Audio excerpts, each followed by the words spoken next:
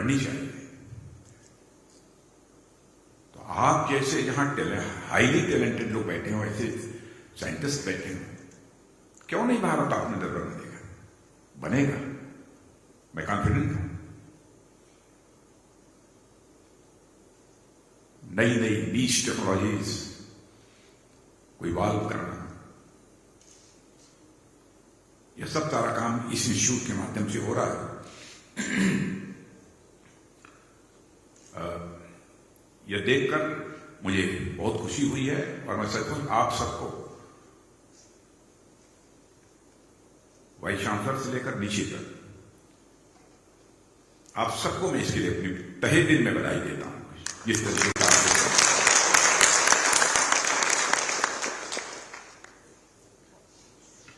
Future की technologies को identify करना और हमारी मैन पावर को ट्रेंड करना, ये दोनों काम आप लोग कर रहे हैं। और देश की सुरक्षा में टेक्नोलॉजी का कितना इंपॉर्टेंस है, ये आपको बताने की जरूरत नहीं है। मैं तो अब सुरक्षा की ही बात नहीं करता,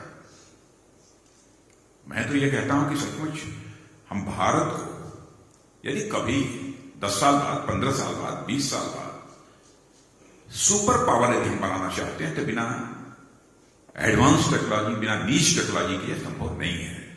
और उसमें कंट्रीब्यूट यदि कोई कर सकता है, तो आप जैसे लोग इसमें कंट्रीब्यूट कर सकते हैं और कोई दूसरा कंट्रीब्यूट नहीं कर सकता।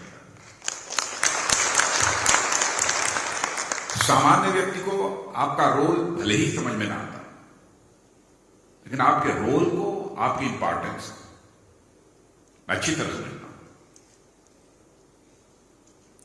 और मैं आपकी चेयरमैन के बारे में भी कहना चाहता हूं, डॉक्टर जी सतीश रेड्डी, सचमुच और इनके साथ काम करने वाले सारे वैज्ञानिकों को जब मैं बात करता हूं, जब उनके मैं काम को देखता हूं, तो मैं स्वयं को बहुत ही गौरवान्वित, एक सेंस ऑफ प्राइड हमारे अंदर पैदा होती है कि वाह, ऐसी संस्थाओं का मैं रक्षा करती हूं। मैं जो कैपेबिलिटी आप लोगों के अंदर है वो हमारे अंदर नहीं है, हमारा रोल दूसरा है। लेकिन आपकी योग्यता, आपकी क्षमता, आपकी प्रतिभा और आपके साथ जुड़ने का जो अवसर मुझे प्राप्त हुआ है, इसे तो मैं अपनी जिंदगी का एक बहुत बड़ा सौभाग्य मानता हूं। देश का भविष्य आप बना सकते हैं। और जहां तक मानव विकास का प्रश्न है, ह्यूमन डेवलपमेंट, उसमें तो रोल इन सब सारी टेक्नोलॉजीज का होता ही है। अन्य भी बहुत सारी चीजें हैं जिनमें की टेक्नोलॉजी का यूज होता है। और साथियों, रक्षा मंत्रालय द्वारा कुछ इनिशिएटिव्स प्रारंभ किए गए हैं, जहां हमारी सेना, एकेडमिया और इंडस्ट्री और सरकार के रिप्रेजेंटेटिव्स एक मंच पर आकर नॉलेज और जो बेस्ट प्रैक्टिसेस है उनको शेयर करके इनोवेशन की राह में आगे बढ़ सकते हैं। लेकिन ये म्यूचुअल कोऑपरेशन से ही हो सकता है, म्यूचुअल कोऑपरेशन, म्यूचुअल कोऑर्डिनेशन, उसी से हो सकता है, नहीं तो संभव नहीं है। कई चीजें हम लोगों ने प्रारंभ की हैं। आईडेक्स, उसके बारे में जानते ही होंगे आप, आईडेक्स फॉर फौजी, ये भी हम लोगों ने प्रारंभ किया है। नए नए लोगों को आकर्षित किया जाए और फील्ड में जो हमारे सेना के जवान जो काम कर रहे हैं, उनका जो अनुभव है, उस अनुभव का भी लाभ हम उठाएं। देश सुरक्षा की दृष्टि से इसकी एक अहमियत है और इसकी इंपॉर्टेंस को समझते हुए शायद आप सबको भी इस पर जानकारी होगी कि सरकार ने इस वर्ष 1000 करोड़ का बजट केवल आईडेक्स से जुड़ी परचेज के लिए अप्रूव किया है। इसके पहले नहीं था, इसके पहले नहीं था। इतना ही नहीं, साथ ही डिफेंस और एरोस्पेस सेक्टर में इनोवेशन को बढ़ावा देने के लिए 300 से अधिक स्टार्टअप के सपोर्ट के लिए लगभग 500 करोड़ अलग से एलोकेट किया गया है।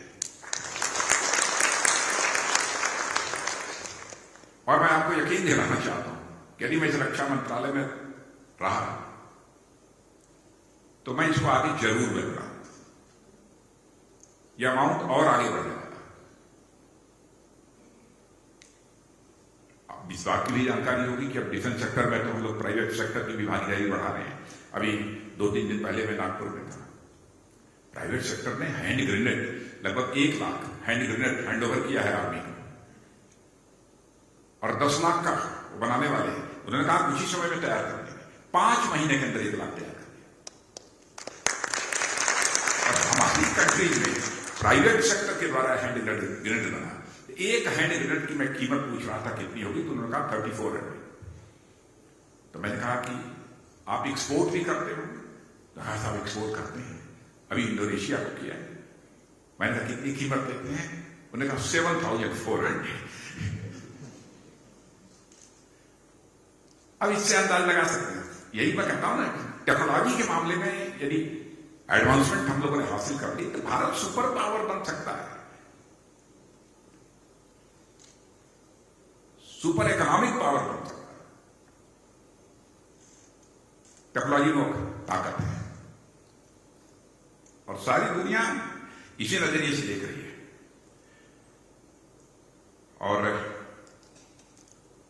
इनमें quantum technology, artificial intelligence, bioscience, deep ocean exploration, green energy जैसे ये सब सारे क्षेत्र शामिल हैं।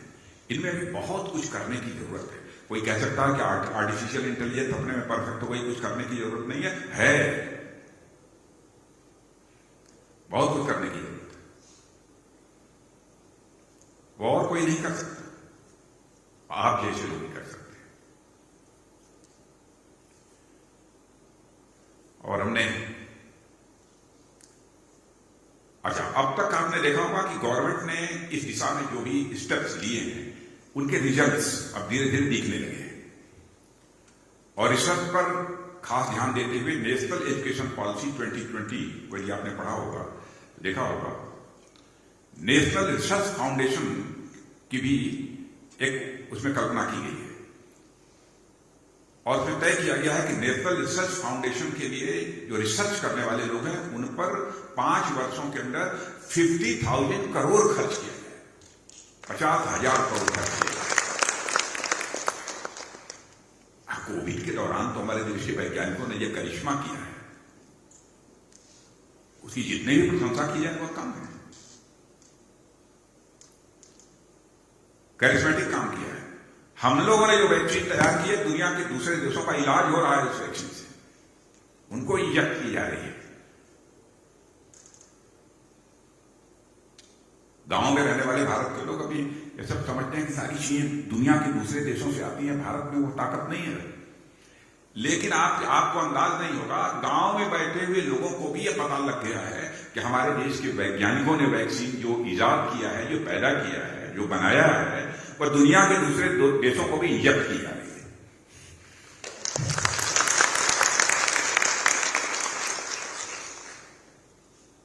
ये कोई छोटी बात नहीं है। अब आज देश में रिसर्च और इनोवेशन का माहौल बना है। यह मैं नहीं कह रहा हूं कि पूरी तरह से बन गया, कि बना है, बनता जा रहा है। लेकिन हमारी सरकार की कमिटमेंट, हमारे प्राइम मिनिस्टर की कमिटमेंट यह है कि रिसर्च और इनोवेशन का यह माहौल और मजबूत होना चाहिए और ये आगे बढ़ना चाहिए। और सुरक्षा की बात मैंने कही, वो तो है ही। वार गेम के लिए भी कितने महत्वपूर्ण कदम, ये सब आर्टिफिशियल इंटेलिजेंस अथवा ये जिन सरकारी चीजों की मैंने चर्चा की उनका कितना महत्व है आप सब अच्छी तरह जानते हैं। डायट से मैं एक अपेक्षा और करता हूं कि आप सोचिए क्या हो सकता है। आप तय कर लीजिए कि प्रतिवर्ष हम एक इंटरनेशनल वर्कशॉप हम यहां पर जरूर करेंगे। इंटरनेशनल वर्कशॉप होनी चाहिए। उसके लिए फंड का एडिशनल लोकेशन भी हो डॉक्टर जी तो करना चाहिए और इनवाइट करें। और जो यहां पर इंटरनेशनल जो आप यहां पर वो करें वर्कशॉप, तो यहीं तक सीमित न रहे। इंटरनेशनल वर्कशॉप होने वाली है, इसकी भी पब्लिसिटी ठीक तरीके से होनी चाहिए। Country wide, world wide, globally. और जब 3 दिन 4 दिन 5 दिन जो भी आप समय तय करें, यदि वो चल रही है वो आपकी इंटरनेशनल वर्कशॉप, उसकी भी पब्लिसिटी ठीक तरीके से होनी चाहिए। अब आप कहेंगे कि आप राजनीति में काम करने वाले हैं, आप पब्लिसिटी की बात कर रहे हैं, हम साइंटिस्ट को पब्लिसिटी से क्या लेना देना। होता ही है कि आप काम चाहे जितना भी कर रहे हैं, जब तक वो लोगों की जानकारी में नहीं आएगा, तब तक सब कुछ उस इंस्टीट्यूट की अथवा उस इंस्टीट्यूट में काम करने वाले लोगों की इंपॉर्टेंस लोगों को समझ में नहीं आती है। लोगों को बताना पड़ेगा। आप ये कहेंगे कि प्रचार हो जाएगा तो हमको क्या लाभ मिलेगा, कुछ होता हो अथवा ना होता।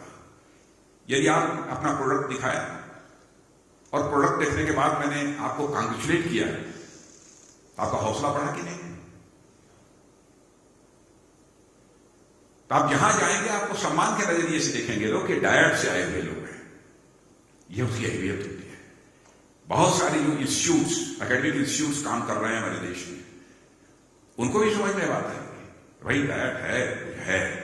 दुनिया भर के लोग, सारे बड़े बड़े इंस्टीट्यूट के लोग आकर यहां पर कम से कम 3 दिन 4 दिन का जो भी आप वर्कशॉप करेंगे उसमें पार्टिसिपेट तो करेंगे। हम कहते कुछ न निकले, 4 दिन में 1-2 चीजें भी निकल गई, जिसने आपको कोई कंसेप्ट दे दिया और उस कंसेप्ट के आधार पर आपने कोई नीच टेक्नोलॉजी यदि डेवलप कर दी, करिश्मा हो जाएगा, देश में नाम हो जाएगा, दुनिया में नाम हो जाएगा। इसलिए मैंने कहा कि इस ओर भी हम सबको ध्यान देने की जरूरत है। मुझे यह भी बताया गया था कि डायट ने कोविड-19 का मुकाबला करने के लिए 9 पेटेंट भी हासिल किए, जिसके लिए मैं बधाई देता हूं। और फिर आप लोगों ने 9 पेटेंट्स जो आप लोगों ने हासिल किए हैं, उसका यहाँ के इंडस्ट्री ने, उद्योगों ने उसका यूज किया है, उसका प्रयोग किया है। इसके लिए मैं आप सबका अभिनंदन करता हूं, बधाई नहीं देता हूं, अभिनंदन करता हूं। और मैं मानता हूं कि जो डायट फैकल्टी मेंबर्स हैं वो अपने अपने क्षेत्रों में बहुत आगे हैं। और मुझे एक जानकारी और दी गई, मुझे बहुत अच्छा लगा और मैं चाहता हूं वह नंबर आगे बढ़े। मुझे बताया गया कि डायट के 3 प्रोफेसर को दुनिया में शीर्ष टॉप के जो 2% ब्रैकेट में स्थान दिया गया है, 2% ब्रैकेट में। ये कौन लोग हैं, मैं देखना ही चाहूंगा, है यहां पर हैं वो 2 प्रोफेसर। चलिए नमस्कार।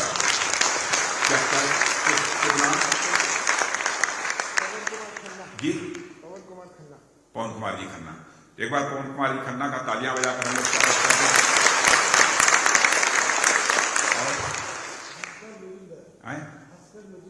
भास्कर मजूमदार जी, भास्कर मजूमदार जी को और बधाई। मैं आप सबके काम की सराहना करता हूं। डॉक्टर प्रशांत कुलकर्णी, कांग्रेचुलेशन। और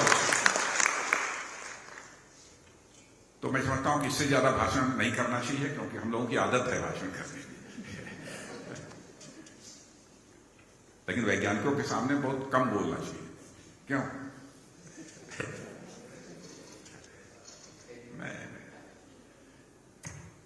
मैं स्वयं इनकरेज हूं, मैं क्या इनकरेज करूंगा आप लोगों को देख कर। लेकिन जो बातें आप लोगों के सामने हमने रखी हैं, अब उस पर आगे बढ़ने की जरूरत है।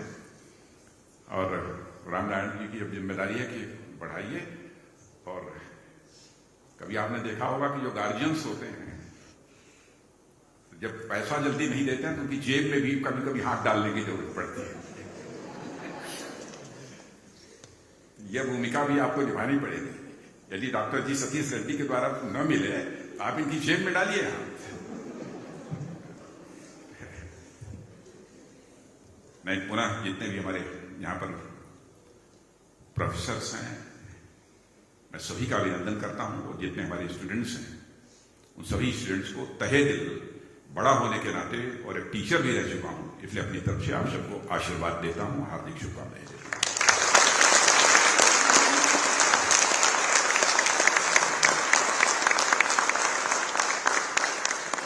महानुभाव, आपके प्रेरणा भरे शब्दों के लिए Subscribe to our channel by clicking the subscribe button. Click the bell button and enjoy the latest uploads from our channel.